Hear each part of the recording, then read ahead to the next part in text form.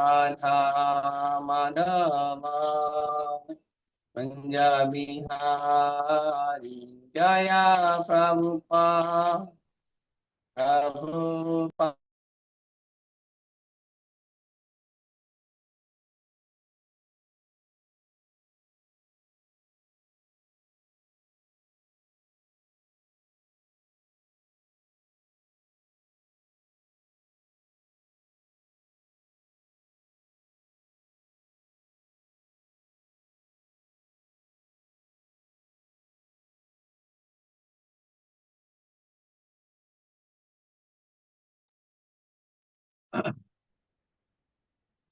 नमो भगवते वासुदेवाय।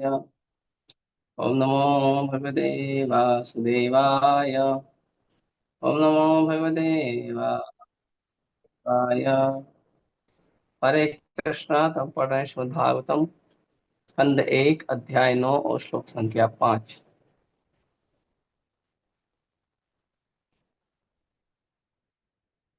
तत्र ब्रह्मर्षयः सर्वे देवर्षयश्च सत्तमा राजर्षयश्च तत्रासन् द्रष्टुं भरतपुङ्गवम्। तत्र ब्रह्मर्षयः सर्वे देवर्षयश्च सत्तमा राजर्षयश्च तत्रासन् द्रष्टुं भरतपुङ्गवम्। तत्र ब्रह्मर्षयः सर्वे देवर्षयश्च सत्तमा राजर्षयश्च तत्रासन् द्रष्टुं भरतपुङ्गवम्। पढ़िए।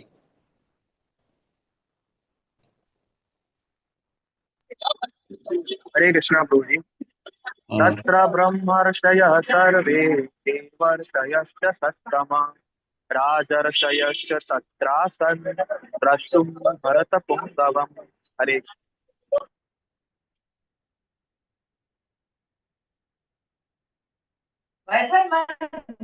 हरे कृष्ण प्रभु जी। तत्र ब्रह्मा ऋषयः सर्वे देव ऋषयश्च सत्तमा राजऋषयः च तत्रासन् दृष्टं भरतपुङ्गवम्। हरे कृष्ण प्रभु जी। और भाई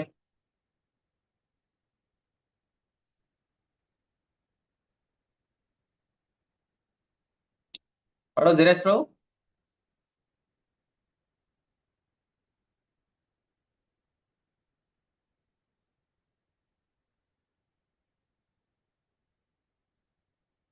ओके।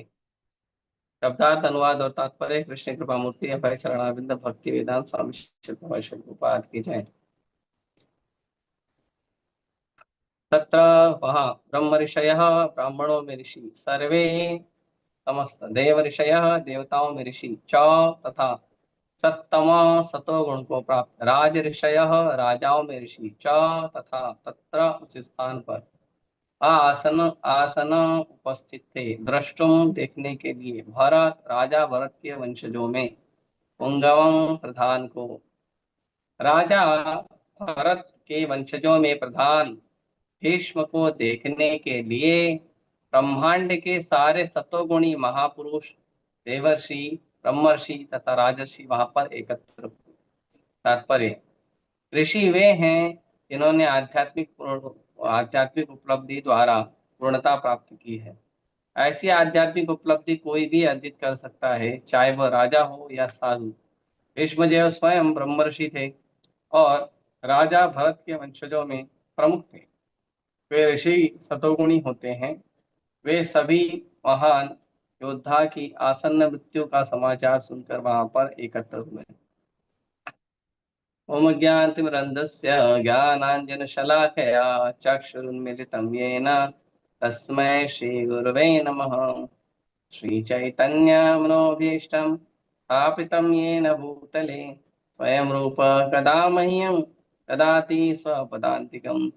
वन्देऽहं श्रीगुरो श्रीयुतापदकमलं श्रीगुरून् वैष्णवांश्च श्रीरूपं साग्रजातं सहगण रघुनाथान्वितं तं सजीवं साद्वैतं सावधूतं परिजनसहितं कृष्ण चैतन्यदेवं श्री राधा कृष्ण पादान सहगण ललिता श्री विशाखान्वितांश नमो विष्णुपादाय कृष्ण पृष्ठाय भूतले श्रीमते भक्ति वेदांत स्वामी निति नामिने नमस्ते सारस्वती गौरवाचार्यणे निर्विशेष शून्यवादी पाश्चात्य देश तारिणे नमो विष्णुपादाय कृष्णपृष्ठाय भूतले श्रीमते भक्ति सिद्धांत सरस्वती इति नामिने श्रीवार्षभानवी देवी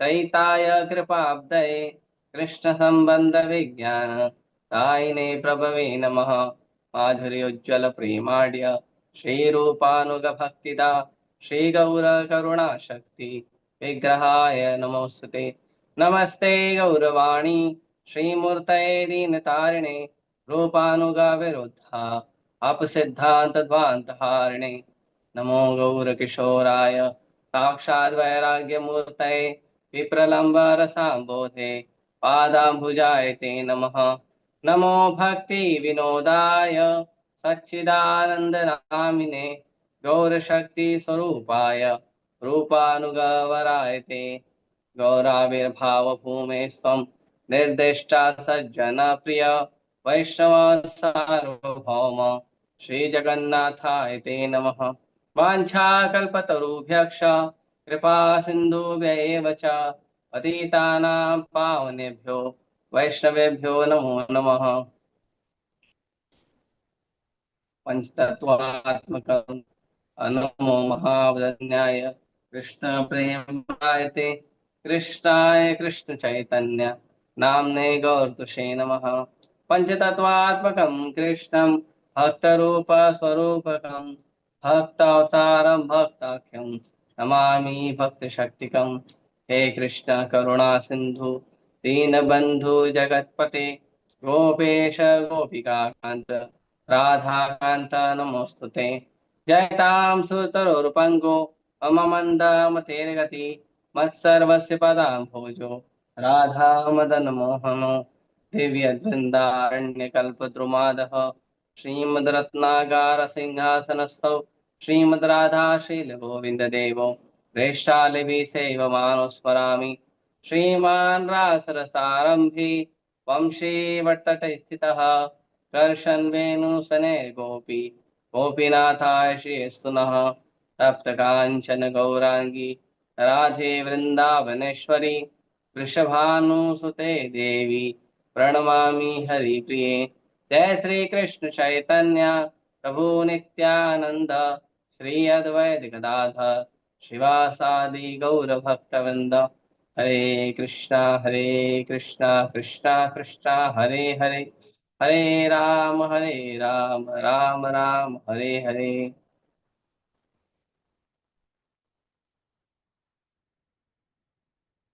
हरे कृष्ण।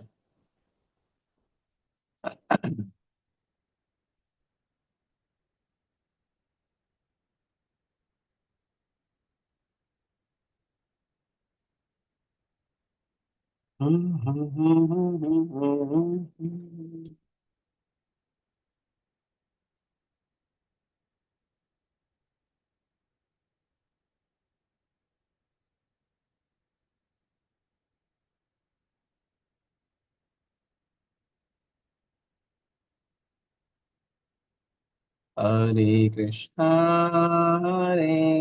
कृष्णा कृष्णा कृष्णा हरे हरे हरे राम हरे राम हरे कृष्णा। तो भागवतम में एक श्लोक है तर्को प्रतिष्ठो श्रुतयो विभिन्ना नासा ऋषि यस्य मतम न भिन्ना धर्मस्य तत्तम निहितम गुहाय महाजनो ये न गता सपंथा। तो यहाँ पे ऋषियों के बारे में बताया गया है कि जब भीष्म देव का प्रयाण हो रहा था तो भीष्म देव के प्रयाण के समय बहुत सारे साधु आए थे। देखिए यहाँ पे शब्द उपयोग किया है सत्तमा। सत्तमा सत्तमा मतलब जो लोग सतोगुणी लोग हैं।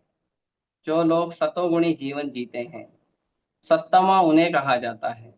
और इसीलिए ये सारे ऋषि कहे गए हैं।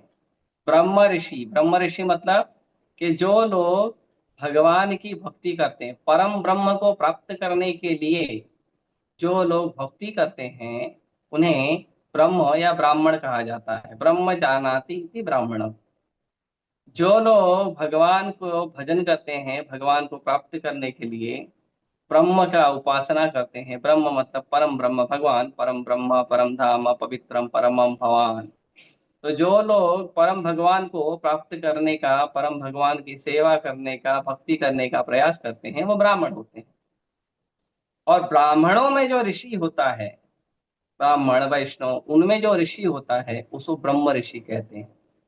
उसके बाद है देव ऋषि। देव ऋषि मतलब देवताओं में जो साधु है। तो देव ऋषि तो कौन है? नारद मुनि है, जो सबको पता है। उसके बाद राज ऋषि। राज ऋषि मतलब जो राजाओं में साधु है। तो अनेकों लोग होते हैं जो राजा हैं लेकिन फिर भी साधु जैसा जीवन जीते हैं, साधु जैसा व्यवहार रखते हैं, साधु जैसा चेतना रखते हैं, भगवान की भक्ति भजन में लगे रहते हैं। लेकिन ये सब कौन होते हैं? तो कहते हैं सत्तमा। ये सब सत्तमा, सतोगुणी लोग हैं। सतोगुणी लोग जो हैं बहुत महत्वपूर्ण हैं। आज के समाज में हम देखते हैं कि ज्यादातर लोग या तो तमोगुणी हैं या तो रजोगुणी हैं। जैसे उदाहरण के लिए, आज के समाज में लोगों को कुत्ता बिल्ली बहुत पसंद है, गाय पसंद नहीं है। दूध सबको चाहिए गाय का, लेकिन पालना है लोगों को कुत्ता। वो उसका कारण ये है कि गाय का दूध भी तो दूध की तरह थोड़ी पीते हैं। वो गाय का दूध भी चाय बना के पिएंगे, कॉफी बना के पिएंगे। दूध को दूध की तरह नहीं स्वीकार करते हैं। दूध को भी, उसको भी तामसी राजसी करके स्वीकार करते हैं। क्योंकि जो कॉफी और चाय होता है ये नशा होता है। भगवान के भक्त किसी प्रकार का मांसाहार नहीं करते। मांसाहार में कोई भी प्रकार का मांसाहार, तो मांसाहार का मतलब भी है उसमें लक्षण तामसी नहीं होने चाहिए। भले ही अगर कोई वस्तु वेजिटेरियन है, शाकाहारी है, लेकिन अगर वो वस्तु में तामस है, तामसी है, तो उसको नहीं खाना चाहिए। हाँ? भगवान भगवद गीता में 17वें अध्याय के 10वें नंबर श्लोक में बताते हैं कि जो व्यक्ति अस्पृश्य होती है, जो व्यक्ति जूठा होता है, जो व्यक्ति जो वस्तु बेस्वाद होता है, टेस्टलेस होता है, यातराम गतरसम, गतरसम मतलब बिल्कुल टेस्ट नहीं है उसका। हाँ? और अछूत वस्तु, अछूत मतलब वो वस्तु अपवित्र वस्तु है, जैसे जूठा भोजन, किसी का शरीर का क्या कहते हैं, मृतदेह, जैसे मुर्गी है, बकरी है और मछली है, बाकी कईयों मृतदेह को लोग भोजन करने का प्रयास करते हैं। तो जितना भी मृतदेह है वो अस्पृश्य वस्तु, जो जूठा है, जो भोजन करने के बाद 3 घंटे के बाद अगर कोई खा रहा है, आजकल तो क्या करें, ऐसी दुविधा है। सुबह घर से लोग टिफिन लेकर निकलते हैं। नेटवर्क थोड़ा वीक है, थोड़ा तो वीक रहेगा, तो नेटवर्क का इशू चल रहा है हर बार, क्या करें।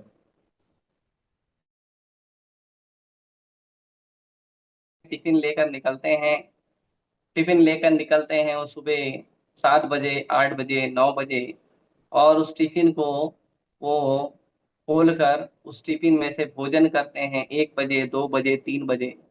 तो प्रायः लोग जो है बासी भोजन ही कर रहे हैं।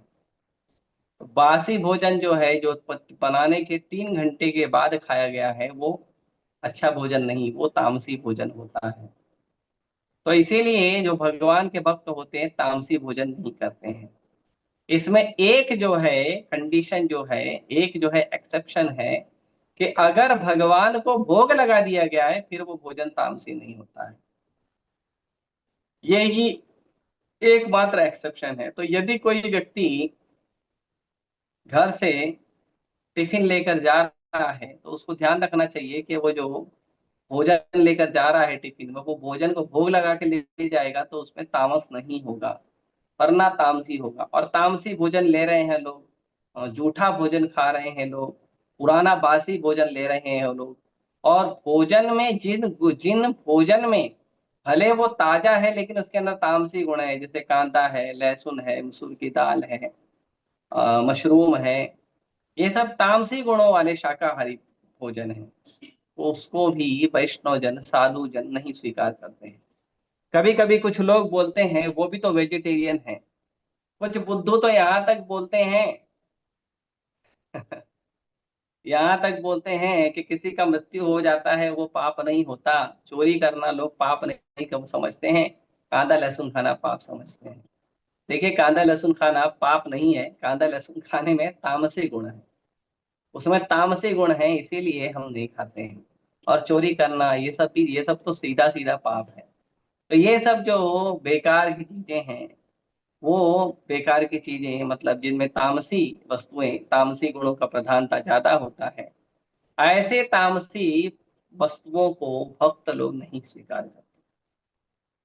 तो भक्त लोग मांस नहीं खाते हैं, मछली नहीं खाते हैं, अंडा नहीं खाते हैं, चाहे शाकाहारी अंडा हो चाहे मांसाहारी अंडा हो, भक्त लोग नहीं खाते हैं। क्योंकि शाकाहारी अंडा तो वो और बेकार होता है। हाँ, वो और बेकार होता है। तो वो तो भक्त लोग बिल्कुल बिल्कुल ये सब चीजें नहीं खाते हैं।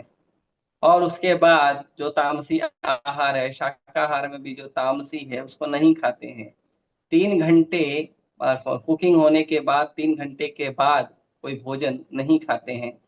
ताजा भोजन खाते हैं, या तो फिर वो जो भोजन है वो भगवान के चरण में अर्पित किया हुआ प्रसाद खाना चाहिए। तो वो ताजा भोजन हो या बासी भोजन हो, ध्यान रखना चाहिए कि हमें भगवान के चरण कमल में भोग लगा के ही प्रसाद लेना चाहिए।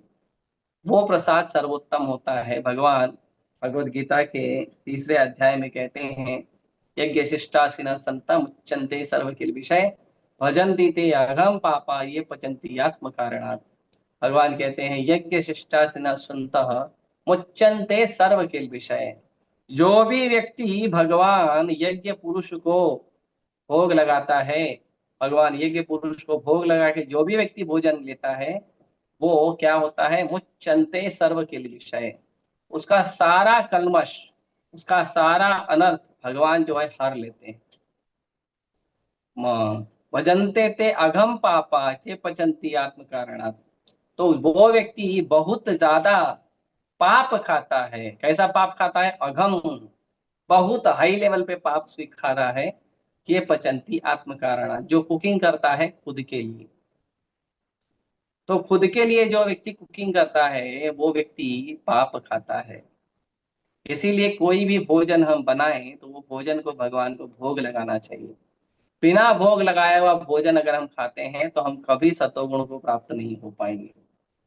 क्योंकि एक तो अनाज में, सब्जी में, फलों में भी अनेकों गुण होते हैं। किसी में रजोगुण, किसी में तमोगुण। ज्यादातर रजोगुण होता है मसालों में, मसालों में, अनाज में। इसीलिए उपवास में कहा जाता है फल लेना चाहिए, अनाज नहीं लेना चाहिए। क्यों? क्योंकि जो अनाज होते हैं, मसाले होते हैं, इसमें रजोगुण ज्यादा होता है, मांसाहार में तमोगुण होता है। तो इन सब चीजों को नहीं खाना चाहिए। किस दिन? उपवास के दिन। उपवास के दिन दूध लेना चाहिए, फल लेना चाहिए। क्यों? क्योंकि दूध और फल जो है वो सतोगुणी आहार है। तो उपवास के दिन भगवान का भजन करने का समय होता है। इसीलिए उपवास के दिन फल और दूध लिए जाता है। फल है, दूध है, कंदमूल है ना, आलू है, रतालू है, ये सब कंदमूल है, ये लेना चाहिए। ये सब में सतोगुण होता है। इसीलिए उपवास में कहा जाता है कि फल फूल, दूध, कंदमूल इत्यादि खाना चाहिए। इसका ये कारण है। देखिए, हर वस्तु के पीछे कारण ये है। भगवान भगवत गीता में अर्जुन को कहते हैं कि अर्जुन, ये पूरी सृष्टि 3 गुणों से चल रही है।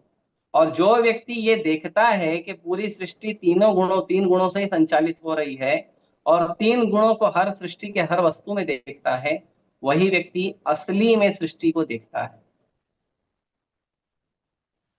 तो सतोगुण, रजोगुण, तमोगुण जो जो अलग अलग जगह पे हैं उसको हमें सीखना चाहिए। भगवत गीता में तो एक चैप्टर ही है प्रकृति के 3 गुण। उस चैप्टर को भक्तों को अच्छे से पढ़ना चाहिए, और उनमें से जो केवल सतोगुण वाली वस्तु है केवल उसी को स्वीकार करना चाहिए। तमोगुण वाली व्यक्ति को, वस्तु को नहीं स्वीकार करना चाहिए। तो इसीलिए जो आहार है, आहार में जो हम आहार लेते हैं वो आहार हमारा सतोगुणी होना चाहिए। मसाले वसाले ज्यादा डाल देंगे रजोगुणी हो जाएगा, उससे मन बड़ा चंचल रहेगा। ज्यादा रजोगुण से मन बहुत चंचल होता है, और अगर मन तामसी हो जाता है तो मन चंचल नहीं होता है, मन विनाशकारी हो जाता है। सतोगुण में मन जो है एकदम शांत रहता है और लोगों को सहयोग करता है, आनंद में रहता है। इसीलिए जब तक लोग भगवान का प्रसाद नहीं खाएंगे तब तक लोगों के जीवन में बिल्कुल शांति नहीं आएगी, तब तक लोगों का जीवन उथल पुथल रहेगा। क्यों?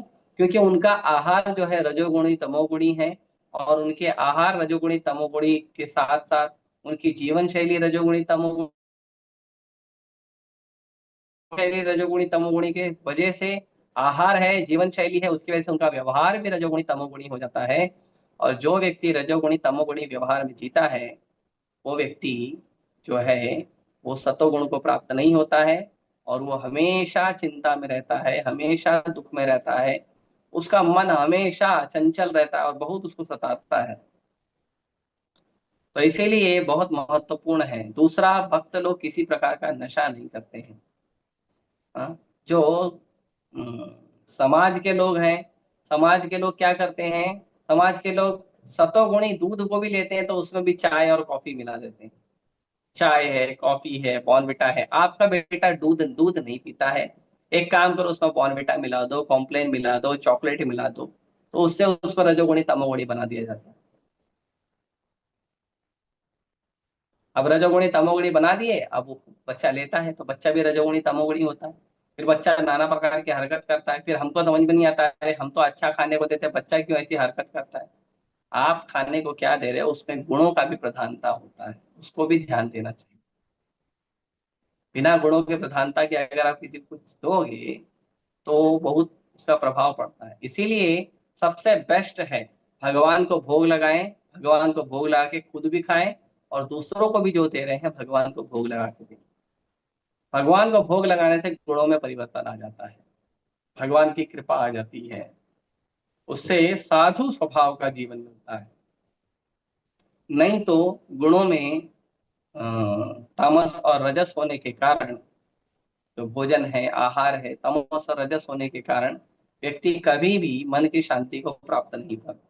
और सतोगुण तो भूल जाओ। इसीलिए बार बार उपयोग किया है ब्रह्म ऋषि, राज ऋषि और देव ऋषि। ऋषि मतलब साधु, साधु मतलब वो कौन से, साधु मतलब वो जो सतोगुण में रहते हैं। साधु मतलब कैसे है, कहाँ है साधु का मतलब, कहाँ है यहाँ पे, सत्तमा। सत्तमा मतलब जो सतोगुणी लोग हैं उनको साधु कहा जाता है।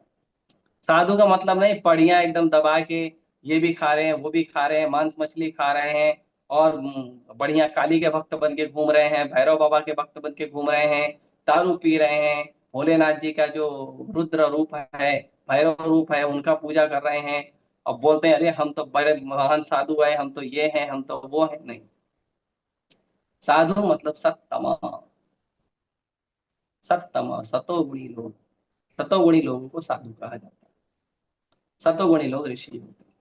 तो ये सारे ऋषिगण आए थे, किस लिए आए थे?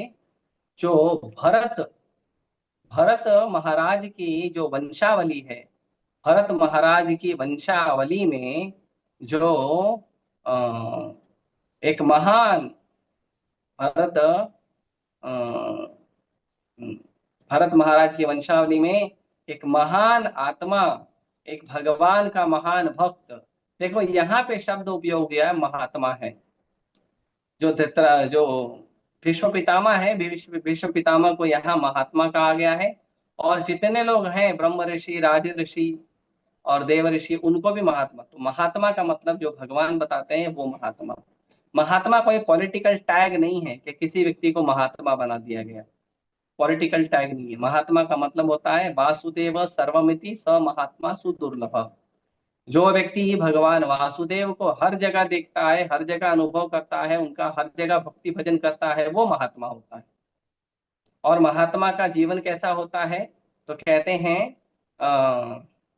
कि जो महात्मा होते हैं वो महात्मा होते हैं दैवीं प्रकृतिम आश्रित। महात्मानस्तु माम पार्थ दैवीं प्रकृतिम आश्रित। वो दैवी प्रकृति, भगवान की जो अंतरंगा शक्ति है, भगवान की जो भक्ति की शक्ति है उसके आश्रय में रहते हैं। और करते क्या है? भजंती अनन्य मनसो। जो महात्मा लोग हैं, महात्मा लोग क्या करते हैं? भजंती अनन्य मनसो, अनन्य भाव से भगवान की भक्ति करते हैं। कैसे करते हैं? ज्ञात्वा मम भूतम अव्ययम, मुझे इस संसार का जो है ईश्वर स्वीकार करते हैं, और अव्यय, और उनको पता है कि मैं नश्वर नहीं हूँ। संसार नश्वर है लेकिन भगवान नश्वर नहीं है। तो इस रूप में स्वीकार करके जो भगवान का भजन करते हैं, और कैसे भजन करते हैं? अनन्य मनसो। अनन्य मनसो मतलब एकमात्र कृष्ण ही हमारे आराध्य भगवान हैं, एकमात्र कृष्ण ही जो हैं हमारे स्वामी हैं, हमारे ईश्वर हैं, उसको अनन्य मनसो कहते हैं। और कोई नहीं, एकमात्र कृष्ण का ही पूजा करना है, उनका ही भजन करना है, कृष्ण के भक्तों का सेवा करना, बस यही अनन्य मनसो, केवल कृष्ण और कोई नहीं। तो भजंती अनन्य मनसो, अनन्य भाव से भगवान का भक्ति करते, वो महात्मा होते हैं। तो ये जितने भी लोग आए थे ये सब सत्तमा भी थे और महात्मा भी थे, और ये आए थे महात्मा भीष्म के प्रयाण के लिए। महात्मा भीष्म के ये प्रयाण के लिए आए थे, और महात्मा भीष्म के प्रयाण पर देखने आए थे। अब देखिए, कोई व्यक्ति मर रहा होता है तो लोग जाते हैं, अरे ठीक है अभी शरीर छोड़ देगा, जाके मिल लेते हैं। तो जाकर मिलना मतलब करना क्या है? तो अभी देखो अगले श्लोक से शुरू होगा कि वो लोग क्या करने आए थे। तो अगले श्लोक का थोड़ा सा मैं पढ़ देता हूँ। बहुत बड़ा लिस्ट है कि ये सब जो है साधु आए थे। और ये सब साधु क्यों आए थे? ये सब साधु आए थे भीष्म पितामह से कृष्ण कथा सुनने। तो कोई व्यक्ति जब शरीर छोड़ रहा होता है तो या तो कृष्ण कथा बोलनी चाहिए या तो कृष्ण कथा सुननी चाहिए। इससे बोलने वाला और सुनने वाला दोनों का फायदा होता है। अगर कोई महात्मा शरीर छोड़ रहा है तो उससे कृष्ण कथा सुननी चाहिए, और अगर कोई साधारण समाज में लोग, कोई व्यक्ति का शरीर छोड़ रहा है तो उसको कृष्ण कथा करनी चाहिए। ये भी विधान है कि 13 दिन तक, जब तक जो जीवात्मा शरीर नहीं छोड़ता है तब तक घर के अंदर कृष्ण कथा होनी चाहिए, ताकि जो जीवात्मा शरीर छोड़ा है उसको कोई सदगति प्राप्त हो। तो कृष्ण कथा में भी मुख्य है भगवत गीता और भागवतम। कई बार लोग गरुड़ पुराण पढ़ते हैं। गरुड़ पुराण इसलिए पढ़ा जाता है ताकि उनको जीवन और मृत्यु का चक्र और पाप पुण्य का लेखा जोखा अच्छे से समझ में आए। क्योंकि गरुड़ पुराण के अंदर नरक का भी वर्णन है कि भैया अगर आपने ये सब पाप किया तो आपको ये सब भोगना पड़ेगा। लेकिन क्योंकि वो भगवान विष्णु और गरुड़ जी का संवाद है, पवित्र संवाद है, उसके लिए उससे उस जीवात्मा को भी आशीर्वाद मिलता है और घर के लोगों को भी आशीर्वाद मिलता है, इसीलिए पढ़ा जाता है। तो कोई कभी भी, कोई भी वस्तु समय हो, कोई भी परिस्थिति हो, हमें कृष्ण कथा करना बंद नहीं करना चाहिए। अगर हमने कृष्ण कथा नहीं की है तो जो व्यक्ति का प्रयाण हो रहा है वो व्यक्ति को भी कष्ट मिलेगा उसके अगले जीवन में। और जो समाज के लोग हैं जिनके घर में किसी का प्रयाण हुआ है और उन्होंने कृष्ण कथा नहीं की है और यहाँ वहाँ की चर्चा की है, इसके घर में क्या हो रहा है, उसके घर में क्या हो रहा है, उसका विवाह हुआ कि नहीं, उसका मंगनी हुआ कि नहीं, उसका ये हुआ कि नहीं, और ऐसे पटर पटर पटर पटर बहुत सारा संसारी चर्चा करते हैं।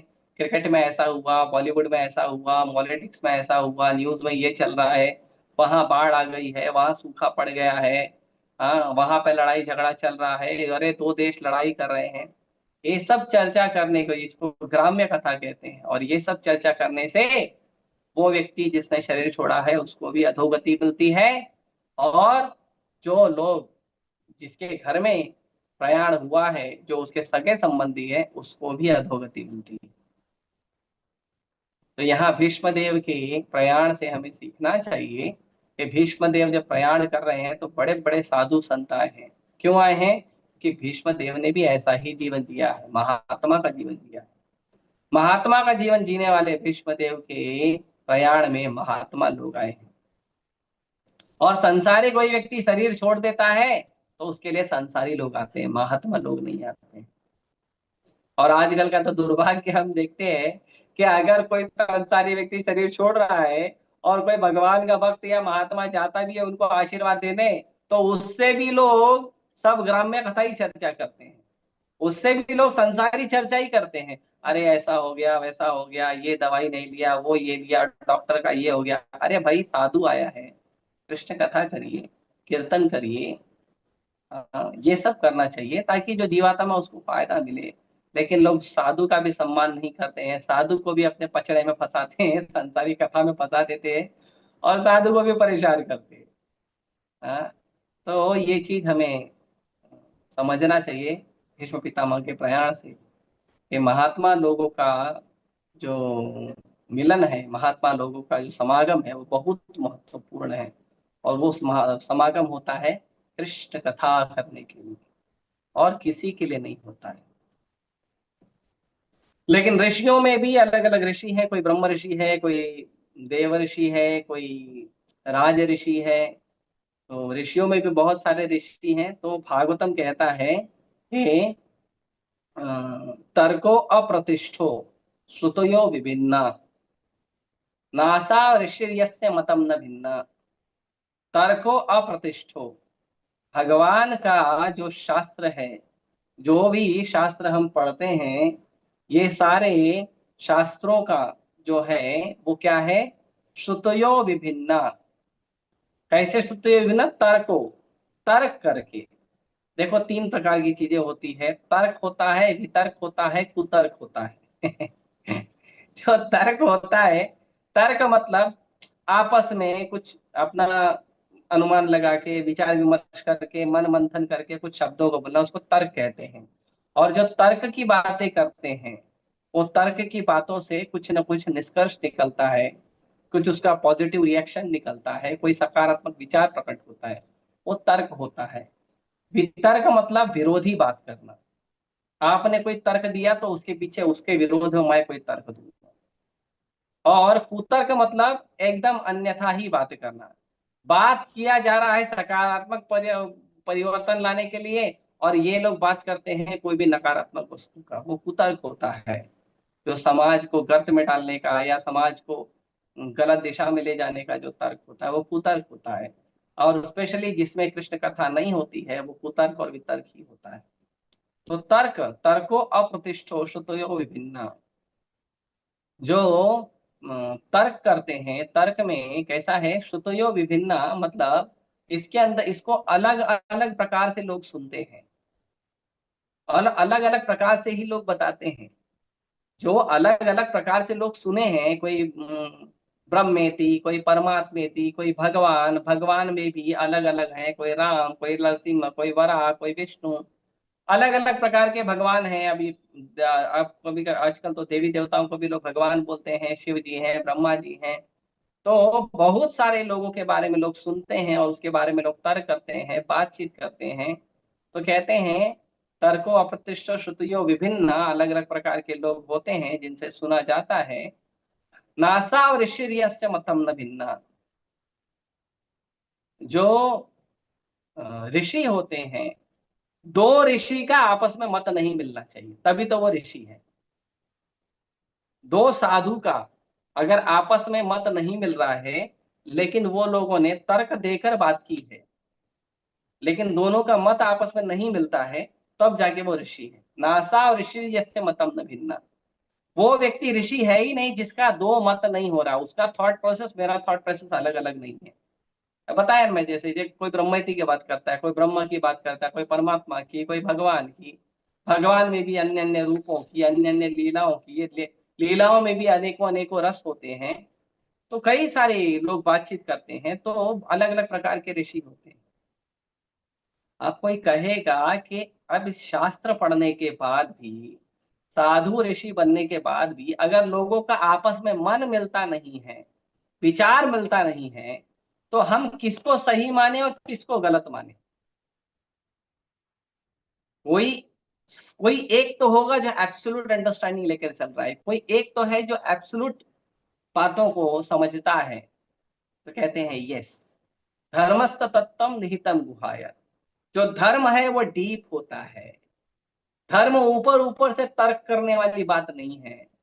धर्म जो होता है, तपस्या करके, भगवान का आशीर्वाद लेके, गुरु का आशीर्वाद लेके, साधु वैष्णव गुरु का संग करके, उनको शरणागत होके, धर्म जो है वो जब गहराई में व्यक्ति उतरता है शास्त्रों के, तब जाके उसको वो धर्म समझ में आता है।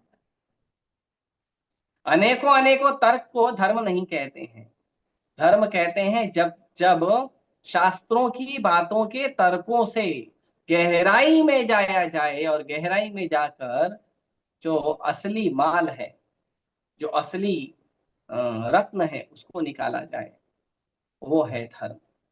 जैसे उदाहरण है, जैसे समुद्र है, तो समुद्र जो है वो ऊपर ऊपर से समुद्र है ना, बहुत फेरोसियस होता है, बहुत भयंकर होता है। ऊपर ऊपर से जो समुद्र होता है, कभी कोई चले जाओ जगन्नाथपुरी तो पता चलेगा, एक फटके में पूरा कपड़ा उतार लेता है। जगन्नाथपुरी का जो समुद्र है, एक लहर पड़ेगी तो जितना कपड़ा पहना सब गायब हो जाता है।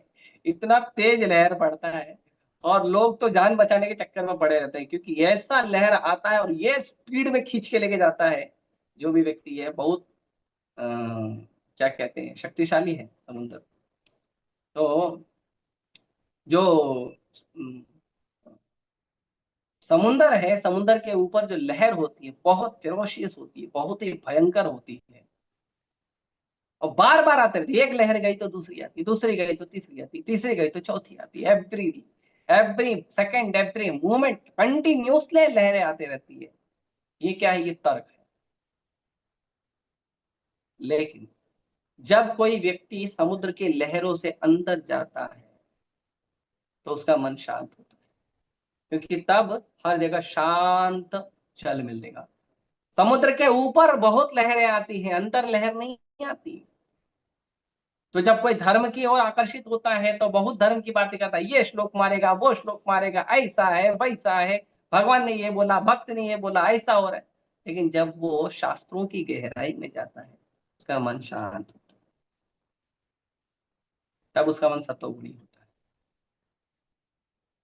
और जब इस तरह से शांति से वो और धीरे धीरे धीरे धीरे धीरे धीरे अंदर जाता है, और मंथन करता है, और गहराई में जाता है, साधु गुरु वैष्णव की कृपा से शास्त्रों का और अध्ययन करता है, गहन अध्ययन करता है, तब उसको अंदर जाने से एकदम डीप में, एकदम तलहटी में उसको मिलते हैं रत्न, उसको मिलते हैं मोती, माणिक्य, बहुत सारे अनेकों अनेकों प्रकार के रत्न मिलते हैं। तो भक्ति का जो रत्न है, वो समुंदर के ऊपर ऊपर लहरों में खेलने से नहीं मिलेगा। लहरों में खेलने में मजा तो आएगा, लेकिन भक्ति का रत्न नहीं मिलेगा। उसके लिए बहुत धैर्य रखकर समुंदर के अंदर जाना पड़ेगा। धर्मस्तत्वम निहितम गुहाय। धर्म का जो तत्व है वो डीप है, वो बाहर बाहर से तर्क करने वालों के लिए नहीं है।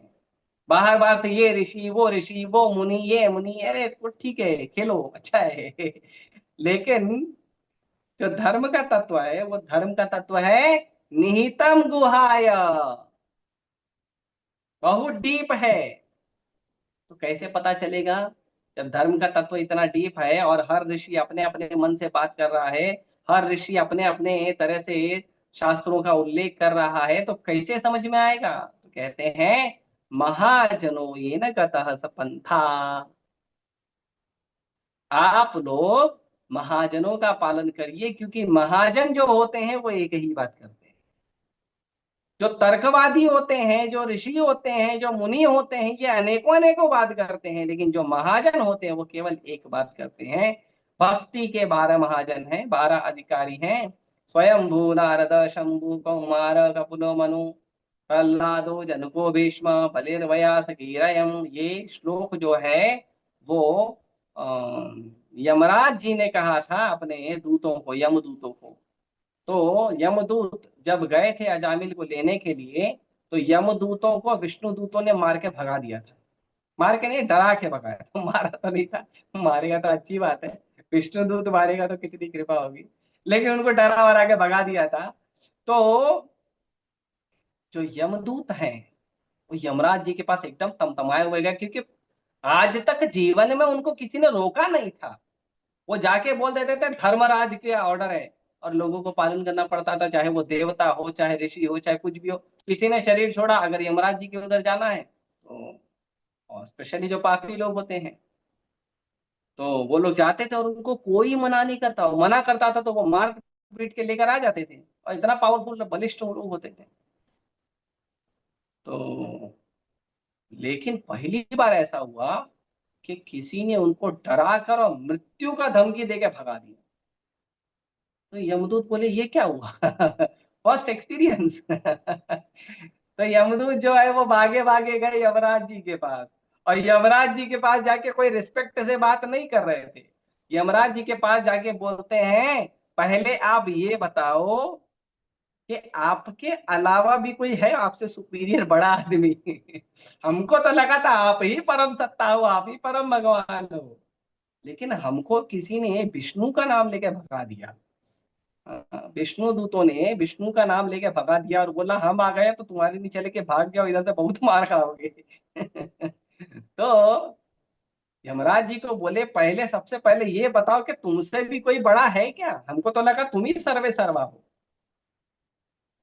तो यमराज जी बोले, देखो मुझसे भी बड़े हैं और वो है मेरे स्वामी, जिनका आदेश मैं पालन करता हूँ, और वो है भगवान विष्णु। और ये जो 12 महाजन हैं, ये 12 महाजन की हमें बात सुननी चाहिए, ये 12 महाजन के मार्गदर्शन में चलना चाहिए। कौन है 12 महाजन? स्वयं भू भगवान से प्रकट हुए, कमल के डंडे पे स्वयं भगवान से प्रकट हुए, स्वयं प्रकट हुए जो ब्रह्मा जी हैं, वो स्वयं भू है। स्वयं भू, ब्रह्मा जी को स्वयं भू कहा जाता है, उनका एक नाम है स्वयं भू।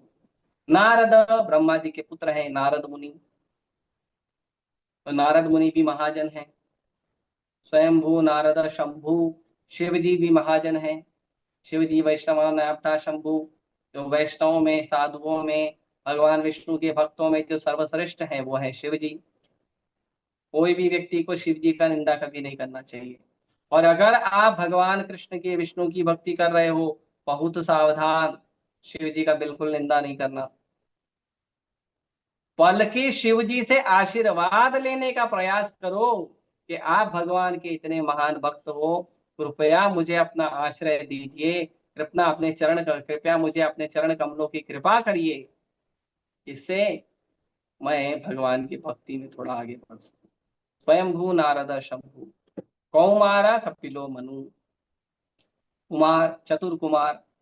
तो चतुर कुमार जो हैं, जो ब्रह्मा जी के मानस पुत्र हैं, कपिल देव, भगवान कपिल देव के रूप में प्रकट हुए, सांख्य योग का वर्णन किए भगवान।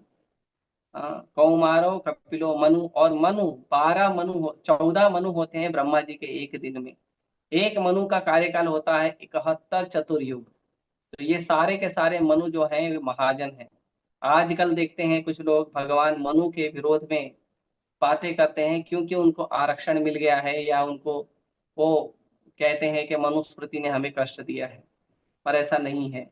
मनु जो है मनुष्यों के पिता है, मनु जो है मानव के अग्रज हैं। तो मनु महाराज की एक शिक्षाओं का हमें बहुत कठोरता से पालन करना चाहिए। वो एक महाजन है, वो एक साधु है, इसके लिए हमें उनका बड़े सम्मान से उनकी शिक्षाओं का पालन करना चाहिए। ये जो भारत में मनुस्मृति वगैरह घूमती है ना, ये ओरिजिनल नहीं है। ये लॉर्ड मैकुले और बहुत सारे जो अंग्रेजों के जो फॉलोअर थे, जो अंग्रेजों के सलाहकार थे, भारत में भारत को गुलाम बनाने के लिए जो अंग्रेजों के सलाहकार थे, उन लोगों ने संस्कृत सीख के मनुस्मृति में बदलाव किया है। असली मनुस्मृति में किसी भी जीव के लिए कभी कोई घृणा नहीं लिखी गई है, पर ये लोगों ने फूट डालो और राज करो की नीति के लिए मनुस्मृति के साथ छेड़छाड़ की थी।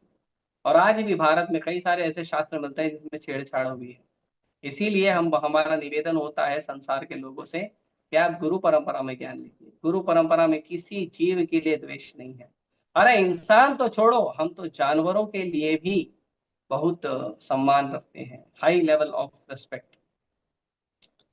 तो जो मनु महाराज है, भगवान के भक्त हैं, महाजन हैं।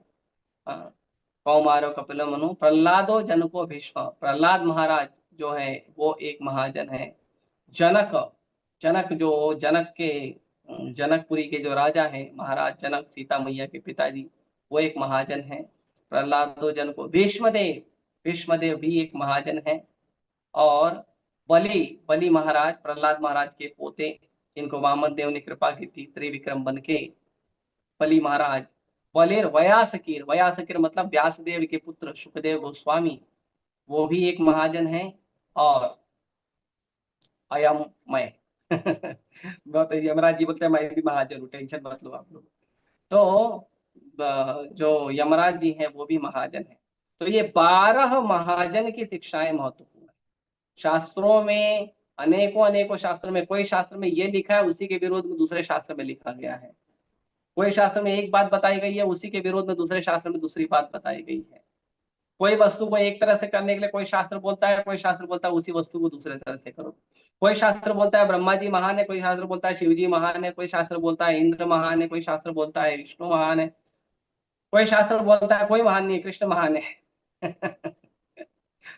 तो अनेकों शास्त्र हैं, अनेकों साधु हैं, लेकिन सुनना किसका है? महाजनों। तो यदि किसी व्यक्ति को, कोई व्यक्ति बुद्धिमान रहना चाहता है और भगवान की ठीक ठाक भक्ति करना चाहता है, तो उसको महाजनों की शिक्षाओं का पालन करना चाहिए।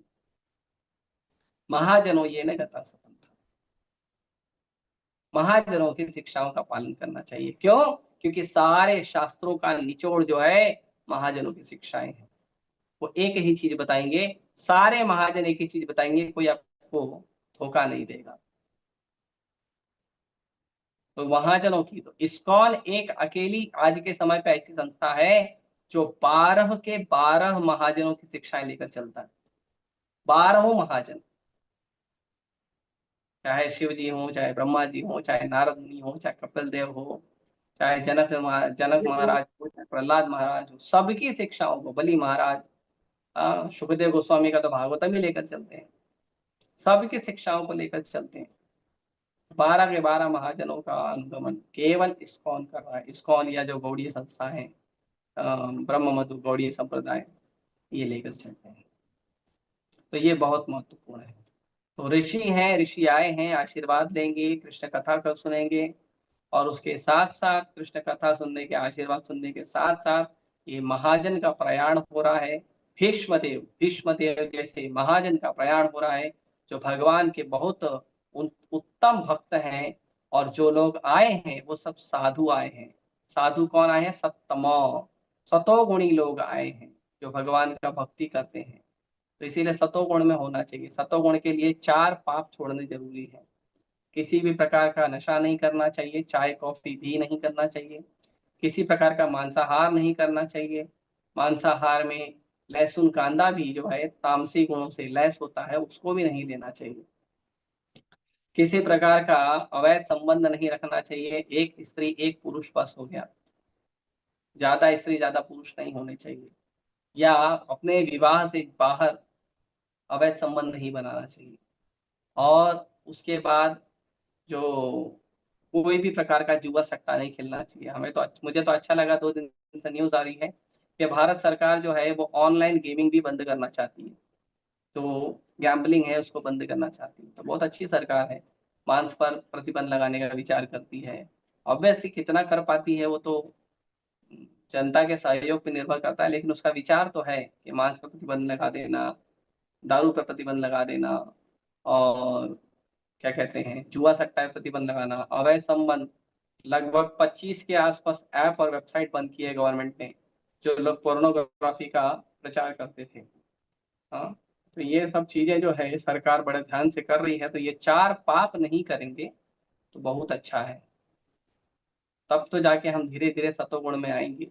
और हमारा आहार, हमारा व्यवहार, हमारे शब्द सब सतोगुण होना चाहिए। तो हमें भगवद गीता का जो प्रकृति के 3 गुण नाम का अध्याय है उसको अच्छे से पढ़ना चाहिए।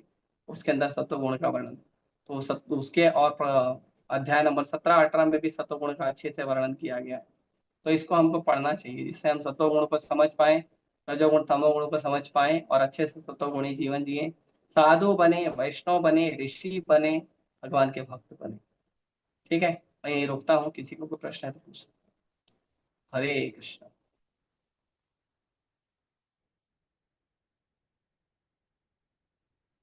हरे कृष्णा हरे कृष्णा कृष्ण कृष्ण हरे हरे, हरे कृष्णा रोहित दंड पे ना। हरे कृष्ण। बोलिए। प्रभु जी, आपने बोला था ये सब चीज से परहेज करना है, तो उसमें मेरे को एक क्वेश्चन है कि चॉकलेट भी इसमें इंक्लूड है क्या? क्या? Chocolate chocolate. चॉकलेट? देखिए, चॉकलेट जो है वो विदेशी वस्तु है, पहली बात। तो विदेशी वस्तु होने के वजह से विदेश में शाकाहार मांसाहार के जो अ, क्या बोलते हैं, आहार भेद है, उसको पालन नहीं किया जाता है। चॉकलेट ही नहीं, चॉकलेट है, बिस्किट है, और कई प्रकार के जो, यहाँ तक के जो मेकअप का सामान होता है, पाउडर है, और ये सब जो जो भी माता जी को मेकअप का किट होता है, और जो भी वस्तुएं हैं, तो ये सारी वस्तुओं में क्या होता है, ज्यादातर वो लोग चमड़े का इस्तेमाल करते हैं, या जानवरों के चर्बी का इस्तेमाल करते हैं। जैसे जो पिज्जा होता है, वो, या जो चिप्स होता है, जो अमेरिका वगैरह टेस्ट डालने वाला चिप्स होता है, उसके अंदर वो लोग को जो वो वैसा टेस्ट डालने के लिए, वो वैसा वैसा विदेशी टेस्ट डालने के लिए उसके अंदर चर्बी का तेल या चर्बी लगाया जाता है, मतलब मांसाहार का ये किया जाता है। तो ज्यादातर चॉकलेट्स वगैरह में भी मांसाहार का उपयोग किया जाता है। आप गूगल पर सर्च कर सकते हैं, ज्यादातर चॉकलेट्स वगैरह में भी मांसाहार का ये होता है। कई सारी कंपनियों ने तो खुद स्वीकार किया है। जैसे आजकल बहुत सारी कंपनी हलाल सर्टिफिकेट ले रही है। वो हलाल सर्टिफिकेट क्या है? हलाल सर्टिफिकेट मतलब वो हलाल मतलब बहुत सारे जानवरों का भी उसमें चर्बी या उसका तेल या उसका चमड़ी उपयोग होता है। मंगल पांडे ने विरोध क्यों किया था? मंगल पांडे ने बंदूक चलाने के खिलाफ विरोध नहीं किया था, अंग्रेज सरकार में रहने के विरोध नहीं किया था। वो तो अंग्रेज सरकार का सैनिक था। लेकिन मंगल पांडे ने विरोध किया था जो जो बंदूक का जो कारतूस है उसके अंदर गाय का चमड़ी डाला जाता था, और उस गाय के चमड़ी को मुंह से फाड़ना होता था। तो मंगल पांडे बोला कि गाय तो हमारी माँ है, वो तो ब्राह्मण था, तो इसीलिए उसने विरोध किया। तो जो चॉकलेट्स है, कैडबरी है, ये सब जो चीज है, एक तो तामसी होता है। चॉकलेट उगता कहाँ पे पता है? लगभग गटर जैसे एनवायरनमेंट उगता है। एक तो बहुत तामसी है, और दूसरा जो अ, उसको प्रोसेसिंग होता है, वो कई सारे विदेशी केमिकल, कई सारे विदेशी उसके अंदर इंग्रेडिएंट्स होते हैं, उसके अंदर कई सारी विदेशी वस्तु होती हैं, जिसके अंदर लगभग बहुत हद तक उसके अंदर मांसाहार जाता है। इसीलिए भक्त लोग नहीं खाते हैं, और कोई कारण नहीं है। बाकी अगर आपको चाय पीना है तो मंदिर में आओ, इस्कॉन में मंदिर में आओ, आपको छोटा पैकेट मिलता है हर्बल टी, वो लेके जाओ, बढ़िया दूध में बना के पियो। हर्बल टी में बहुत सारे आयुर्वेदिक जड़ी बूटियां रहती हैं। आपको कॉफी पीना है तो इस्कॉन में भी कुछ कॉफी भी मिलती है, वृंदावन में बहुत सुंदर कॉफी मिलती है चिकोरी नाम की, तो वो है, वो सब ले सकते हैं आप, और मना नहीं है।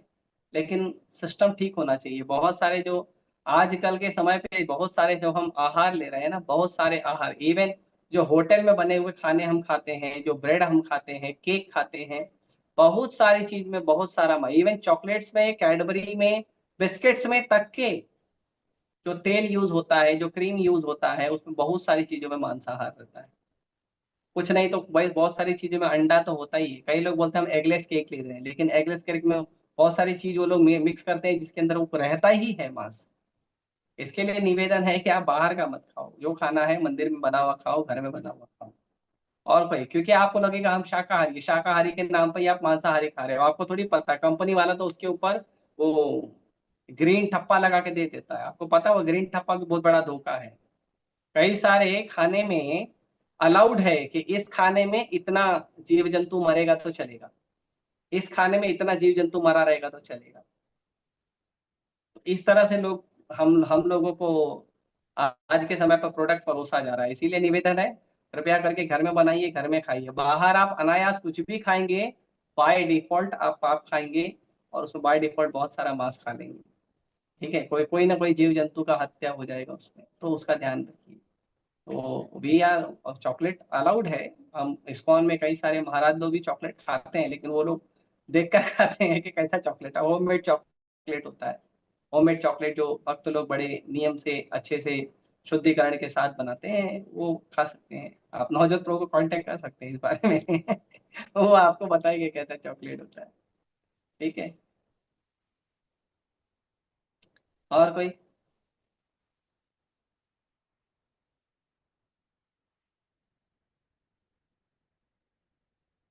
हरे कृष्णा हरे कृष्णा कृष्णा कृष्णा हरे हरे। ठीक है, आप सभी का बहुत बहुत धन्यवाद। श्रीमद् भागवतम की जय, श्री प्रभुपाद की जय। हरे कृष्ण।